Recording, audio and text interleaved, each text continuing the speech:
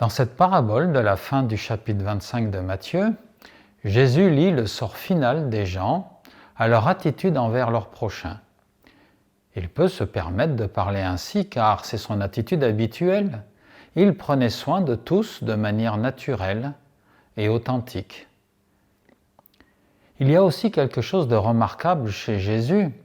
Lui, le pur, pourrait facilement dénoncer chez les autres tout ce qui ne va pas. Or, il se focalise délibérément sur ce qu'il peut trouver de positif chez les personnes et il veut les aider à progresser en valorisant en eux ce qu'il y a de positif. Et là, Jésus va fort dans ce sens, car même un simple verre d'eau donné à un inconnu revient à lui avoir fait du bien à lui-même. C'est une manière très forte de valoriser les actes de bonté envers autrui, ce dont même des gens imparfaits sont capables.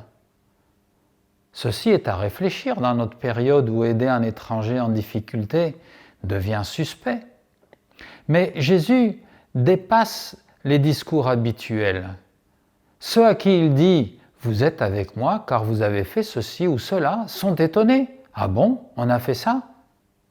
De même, ceux que Jésus écarte s'étonnent qu'on leur reproche de ne pas avoir fait ceci ou cela. Des deux côtés, c'est la surprise. Et ceci est fondamental, car cela révèle que ceux qui ont fait le bien l'ont fait sans s'en rendre compte.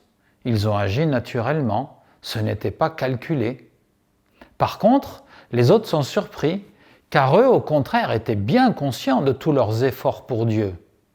Sauf que leur entourage n'en bénéficiait pas.